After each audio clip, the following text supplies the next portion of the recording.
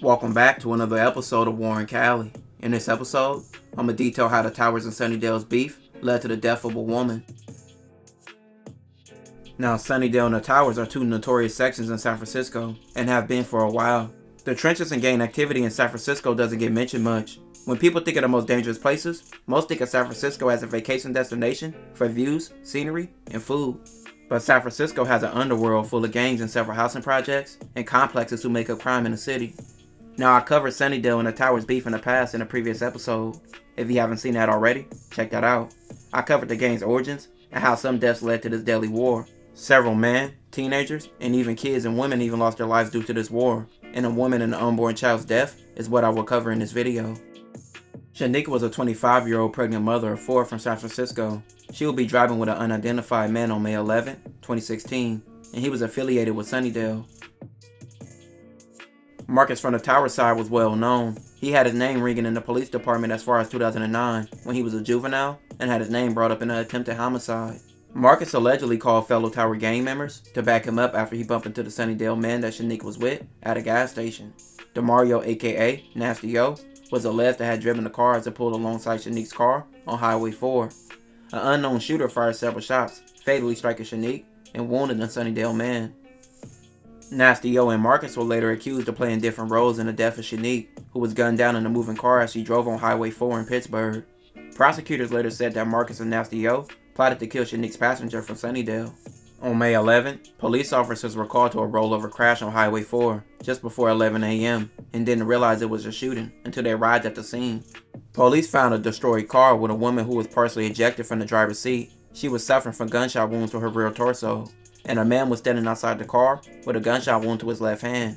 The woman was later identified as Shanique. 25-year-old Shaniqua Marie was in a car with a man when someone in another car shot at them. It happened this morning on Highway 4 in Pittsburgh. ABC 7 News reporter Katie Marzullo talked with the victim's mother and brings us the new details. My sister is gone. Raw emotion from a family dealing with the loss of a daughter, sister, and mother. She loved her kids. She loved her kids. She was always smiling. She was always laughing. She kept our family together. She kept us together. Patricia Johnson is Shaniqua Marie's mother. Shaniqua was shot and killed on Highway 4 near Railroad Avenue in Pittsburgh just before 11 a.m. She was pregnant with her 5th child, her other 4 children under the age of 6. I couldn't believe it. I'm shocked because that wasn't the type of person she was to be targeted. You know, I'm convinced she was with the wrong crowd. She was a really positive person. So many people loved her. Shaniqua was one of 2 people wounded in the shooting, the other a man who sat in the passenger seat. He is expected to survive and knew Shaniqua well, saying prior to the shooting, she had already experienced the pain of gun violence. One of her boyfriends, and who was the father of some of her children, died and was killed, and so she had to deal with that. But Lagarde says that never stopped her from going to class and encouraging others to work hard. Lagarde says members of the program are having a difficult time with this because he says she was just that special. An investigation was launched, and it took several months to determine who was involved. 4 men were later accused of being involved. One man was named Corey, aka CG. Another was Marcus, it was Nasty O, and another man named Kevin. The Contra Costa County District Attorney's Office charged 26-year-old Marcus and 22-year-old Kevin with murder, attempted murder, conspiracy, along with gang and street terrorism enhancements, along with other charges. 21-year-old Nasty O and 25-year-old CG would face the same charges, in addition to illegal possession of a firearm because of prior felony convictions. Warrants were issued for their arrest, but they went on a run, but they were later arrested. CG was well known to the police department as well. CG and his brother Towerside rapper C Hustle and another man were identified as being responsible for a robbery that occurred, along with a carjacking, both being 2 incidents that occurred in 2011, which CG would go on a run for 6 months back then. C Hustle was arrested and caught with drugs, being crack for sale. All 3 Tower members were already validated Towerside gang members, and were all named in a 2010 gang injunction against 40 men. And C Hustle was known to rap beef with several Sunnydale rappers, some being Yada, A.B. Millie, and K.E. Now, Nasty O was well known because he was a rapper, and he often showed guns in his videos, and often dissed Sunnydale in several of his songs. He even had a rap beef with Sunnydale rapper Yada, where Yada dissed him in a song called Real Rap. CG, Kevin, Marcus, and Nasty O will all go to trial fighting this case.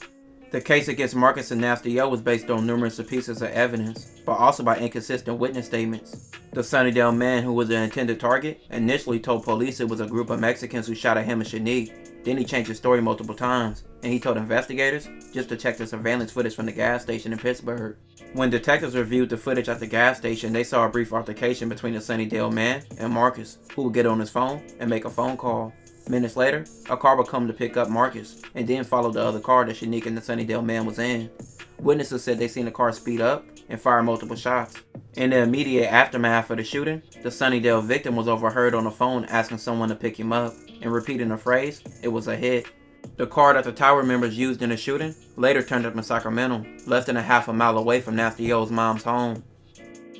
At the trial, a juror's death forced the judge to declare a mistrial in the case of Nasty O and Marcus. The judge had previously resisted declaring a mistrial, despite some weeks of bad things happening.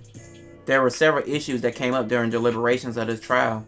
One juror was kicked out after misconduct after she had an inappropriate conversation with a defense attorney. Another was excused after a serious life-threatening injury, and another needed a week off for a surgical procedure.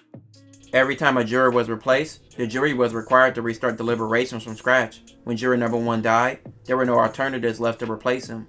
Several attorneys said they never seen anything like this before. CG will only be charged for gun possession, and he will walk free after that, but eventually, he would die years later. You probably heard his name mentioned in several Little Bean songs. Kevin walked free. He had all his charges dropped. Marcus, he would plead guilty and receive manslaughter and a 6-year sentence. But Nasty O, he would take all the time. He's been in prison since 2019, and his earliest parole date is 2034. Everyone involved in his shooting seemingly got off easy, with a lot of situations in his case going haywire. But a woman lost her life for just being with the wrong person at the wrong time. She left behind 4 kids and was pregnant with one. RIP to her. This will conclude this episode. If you haven't already, check out my previous episodes. Don't forget to like, comment, and subscribe.